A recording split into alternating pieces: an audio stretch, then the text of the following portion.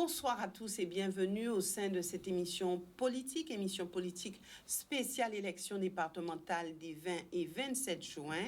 Nous sommes sur le canton de Pointe-à-Pitre avec un binôme que vous connaissez pour ces deux candidats. Alors il y a tout d'abord Mehdi Keïta qui est biologiste, qui œuvre sur Pointe-à-Pitre depuis maintenant un certain temps. Il a été au cantonal de 2011 où il a eu 142 voix. C'était sur le premier canton, on n'était pas encore élection départementale, mais élection cantonale. Donc premier canton. Et puis en 2015, vous étiez aussi Mehdi Keïta au niveau des départementales. Et Sandra Anjaric, elle est enseignante formateur, elle est conseillère départementale sortante. Elle a été deuxième sur la liste des municipales aux côtés de Jacques Bangou, et Mehdi Keïta, lui, était sixième sur cette même liste. Alors, merci d'ailleurs d'être venu pour répondre à mes questions. Vous êtes de toute façon... on va dire dans la même mouvance, puisque vous avez été sur la même liste pour les municipales de 2020. Est-ce que ça voudrait dire que vous êtes les candidats du maire, de l'ancien maire Jacques Bangou? Ou est-ce que vous êtes les candidats du PPDG? Bonsoir à tous, bonsoir à tous les téléspectateurs de la Guadeloupe et plus singulièrement de Pointe-à-Pitre. Bonsoir Madame Voici. Donc mon binôme Mehdi Keïta et moi-même, nous sommes dans une ligne directrice qui est claire. Nous sommes ici pour représenter le parti, donc le PPDG, le Parti progressiste démocratique guadeloupéen. Nous avons le soutien de nos pairs et nous avons également le soutien de l'ancien maire Jacques Bangou. Voilà. Et est-ce qu'on peut dire aussi que vous avez, Mehdi Keïta, le soutien de ceux qui font partie du Parti socialiste guadeloupéen, donc José Toribio? Alors oui, je suis donc le représentant, le secrétaire général du Parti socialiste guadeloupéen. Bonsoir d'abord à tous les Pointois, bonsoir à tous. Oui, nous avons une alliance avec le PPDG depuis de nombreuses années, puisque j'étais membre de la majorité avec Sandra depuis 2014. Nous avons partagé ensemble en fait les projets de la majorité, et tout naturellement, parce que cette alliance continue avec le PPDG, l'alliance a fait que nous avons créé ce binôme en continuité de ce que le travail qui était déjà fait auparavant par Sandra, et nous le continuons encore aujourd'hui parce que nous sommes toujours dans cette ligne directrice où nous avons une idéologie qui nous tient. Nous voulons toujours avoir cette ligne qui tient pour aider les plus fragiles d'entre nous, et qu'on soit au département ou à la municipale, il y a un lien toujours qui se fait entre les deux. Donc le travail que Sandra va donner dans son bilan, il était aussi soutenu et poussé par la majorité dans laquelle j'étais. Alors, vous êtes sur le terrain, vous voyez ce qui se passe, vous regardez aussi les autres binômes, vous entendez les propos. Avez-vous l'impression que c'est une élection, en tout cas comme elle se passe sur le terrain, Bangou contre Durimel ou Durimel contre Bangou? Non. Est-ce que c'est ce qui ressort sur le terrain? Alors, personnellement, Mehdi Keïta et moi-même, nous restons concentrés sur les élections départementales et nous nous attachons à ce qu'il n'y ait pas, justement, de glissement du conseil départemental à la municipalité. Ce sont des élections bien distinctes. Pour ma part, les élections départementales, elles sont devant moi. Je suis en train de représenter mon bilan puisque je suis sortante, et les élections municipales sont derrière moi. Donc même si sur le terrain, certains essayent, entre guillemets, de troubler l'électorat, nous nous attacherons particulièrement à mettre les choses au clair, et je pense que c'est ici... l'occasion pour Mehdi et moi de faire le point et de bien expliquer au point 3 ce qu'est une élection départementale et surtout à quoi sert le conseil départemental pour leur quotidien, et surtout les compétences du conseil départemental. Parce que sans insulter l'intelligence de qui que ce soit, j'ai pu constater qu'il y a une méconnaissance de ce qui est les compétences, pour ce qui est, des compétences du conseil départemental. Alors, ce que les gens demandent, alors c'est vrai qu'à chaque élection, quelle qu'elle soit, on essaie d'expliquer à cette population, voilà, le conseil départemental, c'est ça, c'est pas ça. Mais aujourd'hui, ce qui est réel, ce sont les attentes de cette population et c'est ce qu'elle souhaite. Est-ce que vous pourrez agir sur tel ou tel problème que je rencontre au quotidien?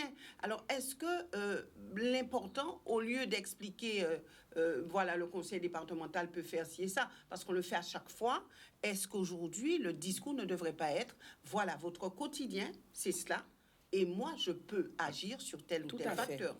Alors, le truc, c'est que c'est évident, c'est que nous avons, comme je disais dans le début de l'émission, nous avons une ligne qui nous tient.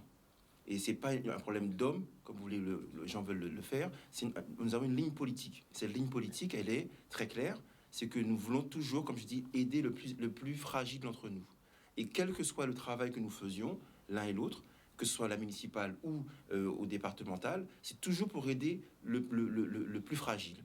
Et dans le quotidien de ce qu'on fait, et on en parlera tout à l'heure, mais parce que Sandra va présenter son bilan de ce qu'elle a fait, mais nous avons toujours voulu que ce soit sur le logement, que ce soit sur la petite enfance, que ce soit sur la jeunesse.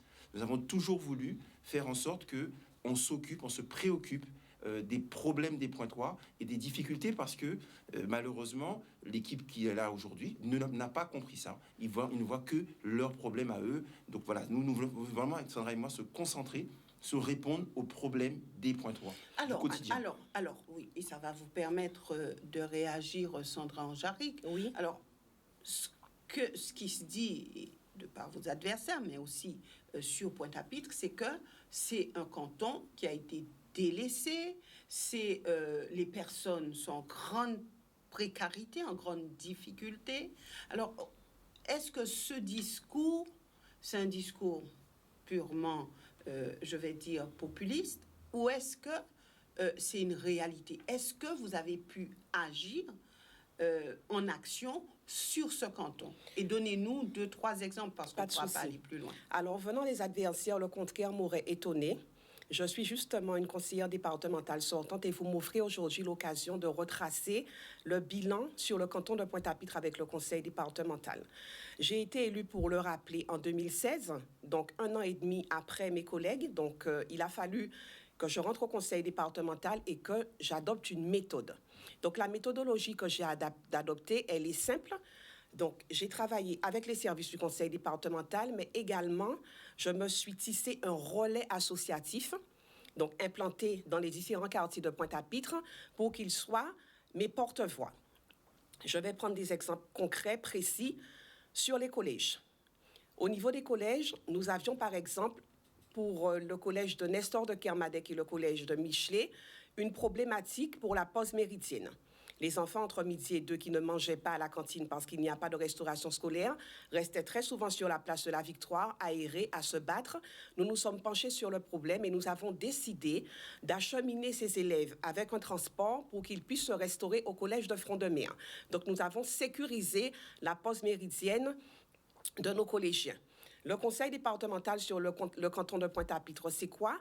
C'est par exemple la requalification du port de pêche de l'Oricisque, qui a été également porté par mon binôme Marcel Sigiscard.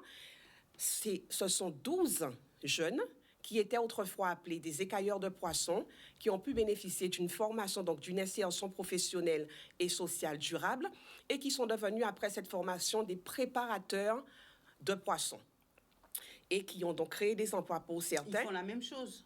Non, en fait, ils ont eu une qualification. Donc, autrefois, ils écaillaient les poissons, entre guillemets, de façon un peu sommaire.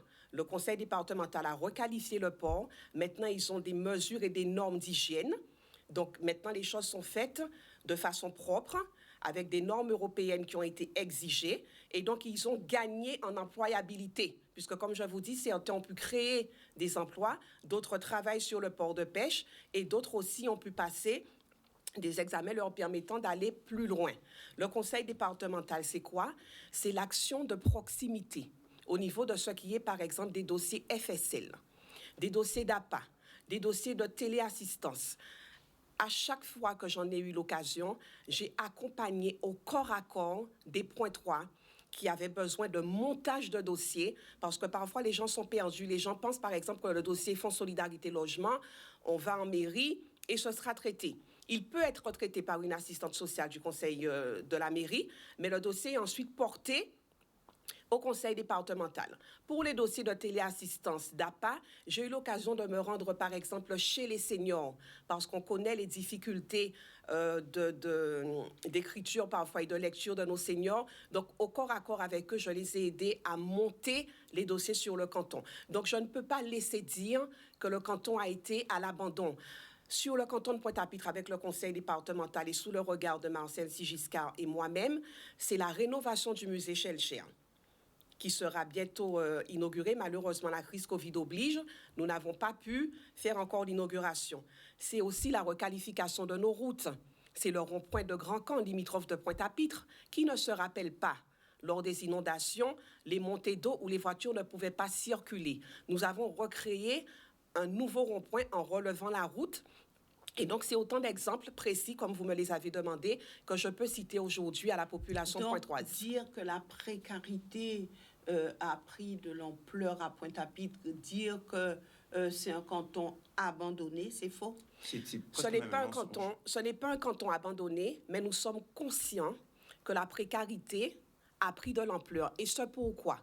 Parce que nous avons une crise Covid que nous vivons depuis 2020, qui a augmenté les inégalités et qui a augmenté également la misère sociale sur Pointe-à-Pitre, mais pas seulement, également sur la Guadeloupe. Un exemple clair, pendant la période Covid, nous avons fait le constat que nos seniors et les plus démunis avaient du mal à se nourrir. Le conseil départemental a pris l'initiative d'accompagner à peu près 1400 familles sur tout le territoire de la Guadeloupe, une soixantaine de familles pour Pointe-à-Pitre, pour leur porter le repas du lundi au vendredi, en sachant que le vendredi, on livrait pour le samedi et le dimanche. Donc, quand la présidente a présenté l'initiative, je me suis portée volontaire, puisque c'était selon le volontariat des communes. Je me suis portée volontaire et pendant 3 semaines, accompagnée de mon binôme suppléant, Yvan Jacroc, que je profite pour présenter, donc, qui est gérante de crèche à la retraite et qui est également présidente du mouvement Antorium, nous avons été chez les seniors et les plus démunis pour leur porter cette humble contribution, mais qui était pour eux très importante, parce que quand on frappait à leur porte, c'était un rendez-vous quotidien. Zo lève nous, zo connaît douleur en nous, zo qu'a ressenti ça nous qu'a ressenti. On a également frappé aux portes des démunis et ça nous a permis d'être encore plus proches de nos habitants. Parce que, comme je dis, une élection départementale, et quelle que soit l'élection, je n'ai jamais de honte à venir derrière un micro pour parler aux Pointois et pour parler aux Guadeloupéens. Parce que je fais du terrain tous les jours. Et le terrain, c'est le terrain physique quand on marche. Mais le terrain aussi, c'est aussi le terrain téléphonique. Du lundi au dimanche, je suis en lien avec les Pointois.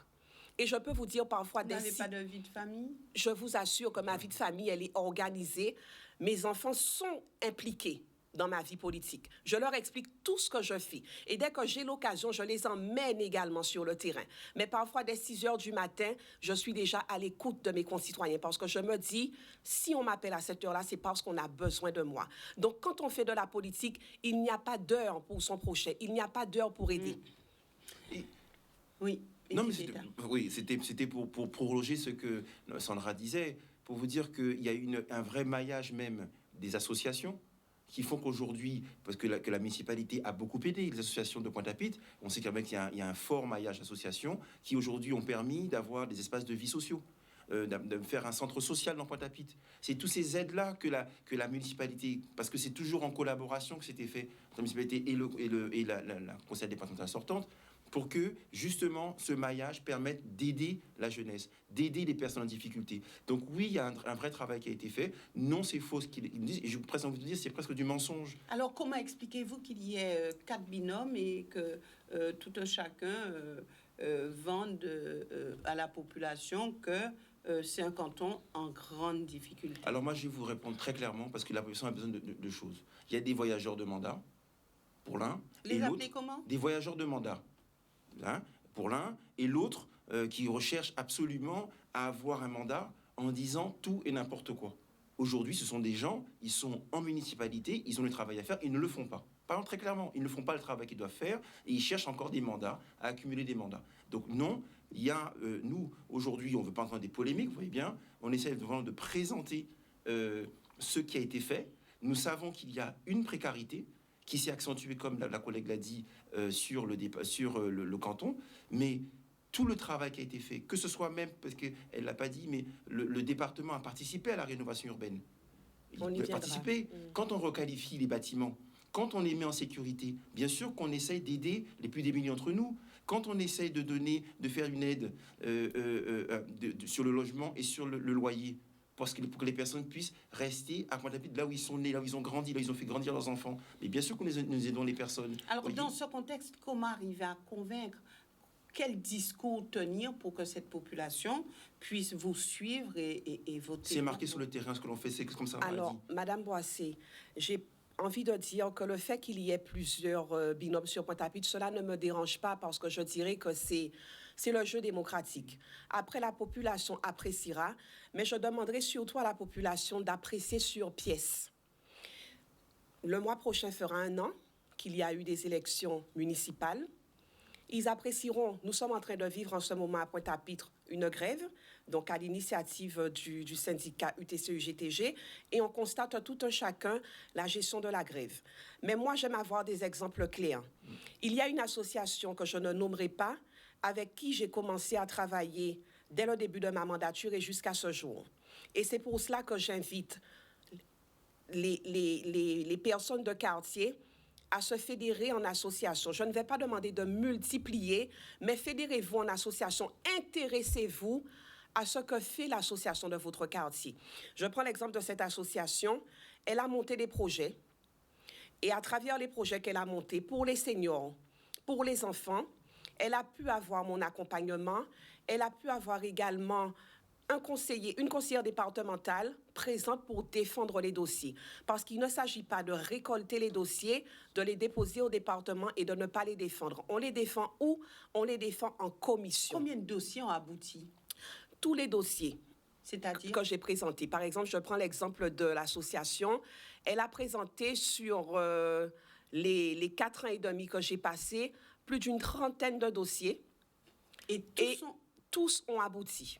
Le dernier qui n'a pas abouti, c'est parce que l'association n'a pas eu le temps nécessaire pour monter le dossier. C'est une association qui est très active sur le terrain et qui a compris ce qu'il fallait faire. Quelles étaient les demandes? Alors, les demandes, par exemple, c'est des temps forts, par exemple, sur l'économie sociale et solidaire. Expliquer aux aînés qu'est-ce que c'est que l'économie sociale et solidaire. C'était des dossiers pour apprendre Simone à nager. Donc, les emmener, par exemple, à la piscine pour qu'ils apprennent à nager. C'était également des moments de rencontre et de cohésion sociale pour les seniors.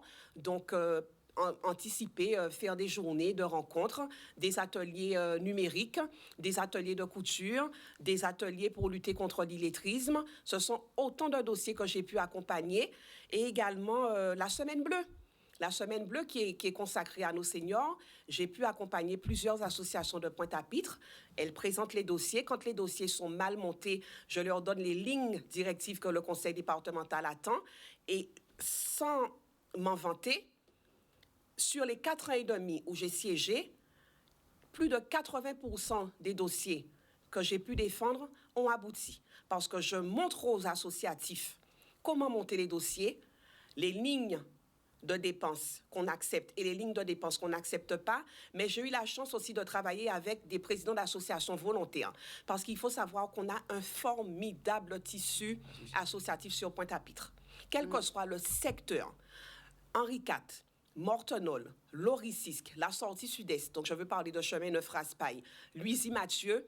Nous avons des présidents d'associations qui connaissent les besoins. Est-ce qu'on peut dire que vous pourrez travailler justement et qui savent avec faire une appel. Majorité départementale qui sera peut-être, on ne sait pas, celle de Madame Borrell, puisqu'elle est présente à ces élections, ou celle de Guy Losbar présent à cette association ou de quelqu'un d'autre. Est-ce que vous pouvez être comme un caméléon, on va dire? Sans aucune difficulté.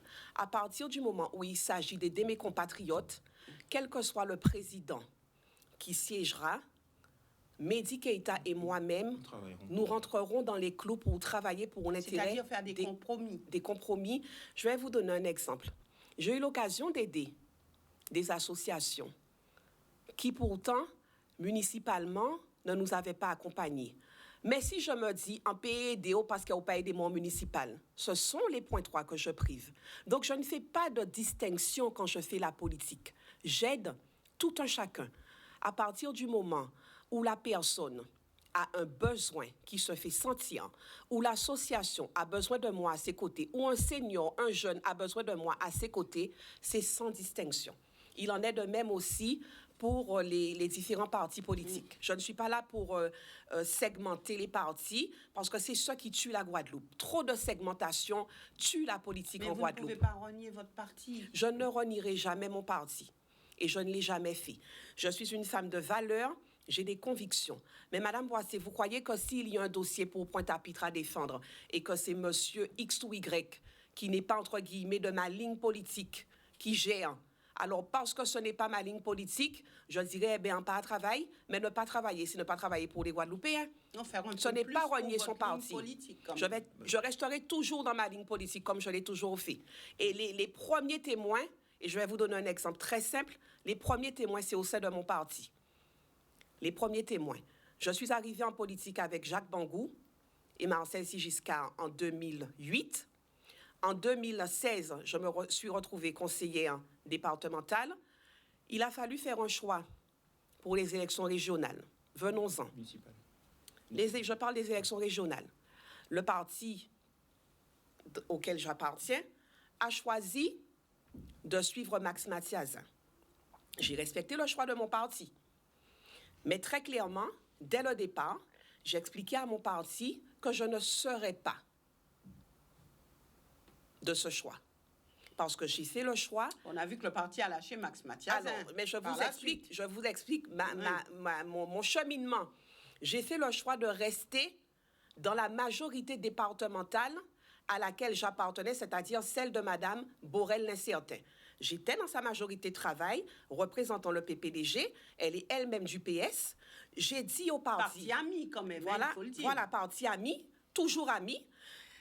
Comme j'ai dit au parti, je ne pourrais pas avoir passé 4 ans et demi aux côtés de Mme Borel-Lincertin, où nous avons cheminé ensemble positivement, et venir à ces élections régionales dire tout le contraire de ce qu'elle a été. Donc, mon parti savait que je n'avais pas fait le choix de Max Mathiazin, mais que j'avais fait le choix de rester aux côtés de Mme Borel-Lincertin pour les élections régionales.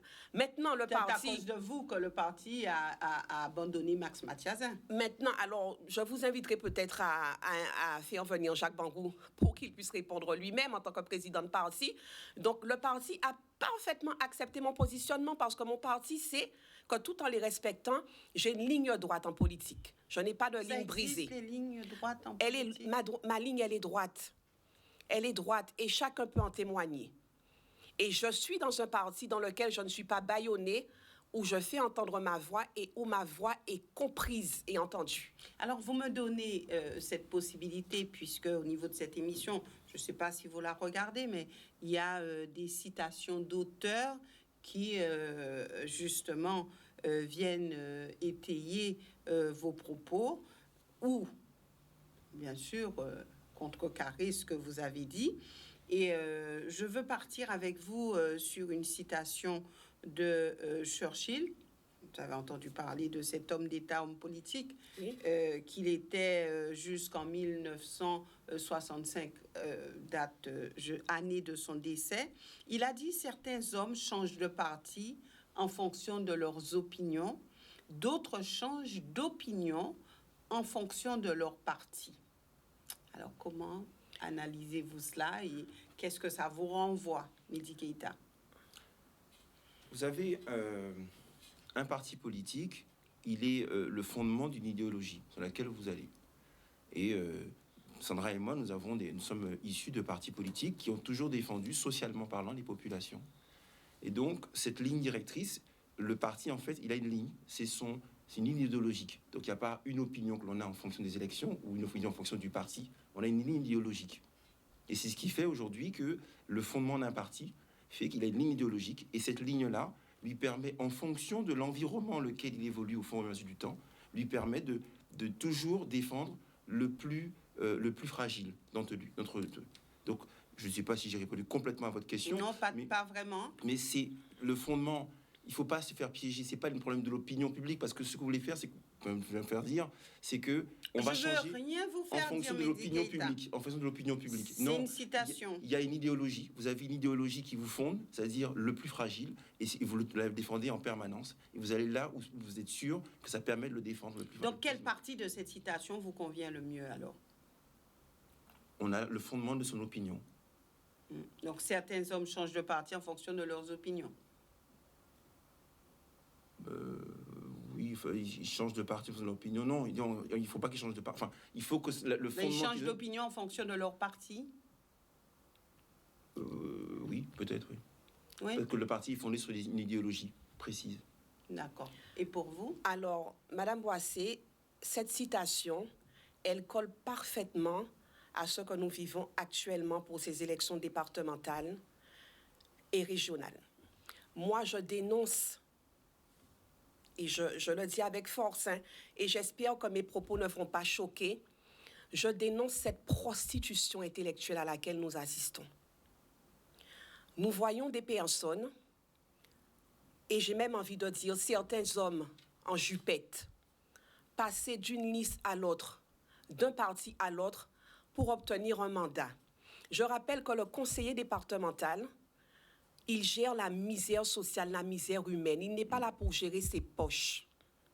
Quand on est dans un parti, on a le droit d'exprimer ses opinions. C'est la liberté de penser. Mais par contre, changer de parti quand on change d'opinion, là je dis non. Et les électeurs sont perdus. Pour ces élections, en plus qui se font en même temps, les électeurs sont perdus parce que nous assistons à des hommes et à des femmes qui se vendent pour avoir un mandat. Et on a l'impression que le projet guadeloupéen dans son ensemble n'a plus lieu d'être. Chaque monde n'a qu'à songer, si pochaï. Et le peuple dans tout ça. Si je suis derrière le micro, c'est parce que le peuple m'a élu. Donc demain, je suis élu, je rends au peuple ce qu'il m'a donné. Mais certains de mes collègues politiques, ils sont en train d'offrir une image qui est navrante à la population, et j'ai même envie de dire au-delà de la Guadeloupe, une image des politiques guadeloupéens qui est navrante. Donc je demande à certains de mes collègues, parce que fort heureusement, nous avons des hommes et des femmes de valeur en politique en Guadeloupe, mais ils se reconnaîtront, que ce soit sur le canton de Pointe-à-Pitre ou sur la Guadeloupe. Je demande à certains de mes collègues à revenir à un peu plus de sagesse. Et quand ils prennent des décisions, à penser un peu plus au peuple qui fait que nous sommes là aujourd'hui. Parce que sans peuple-là, nous pas rien. Alors, tout à l'heure, j'ai retenu vos propos. Et vous disiez, je suis restée dans ma ligne, je suis dans ma ligne, je suis fidèle. J'ai été fidèle à Madame Borel-Lincertin, j'ai travaillé avec elle. Mais honnêtement, qu'est-ce que ça vous a fait quand vous avez su qu'il y avait M. Martol sur sa liste en deuxième position pour les régionales? Et qu'est-ce que ça vous fait puisqu'elle soutient M. Martol sur ce canton où vous êtes? Alors comment vivez-vous cela? Madame Boissé, merci de me permettre de répondre. Je n'ai aucun souci. Et comme j'ai eu à le dire, même si M. Martol avait été mis avant Mme Borel tête de liste, je ne suis point effrayée.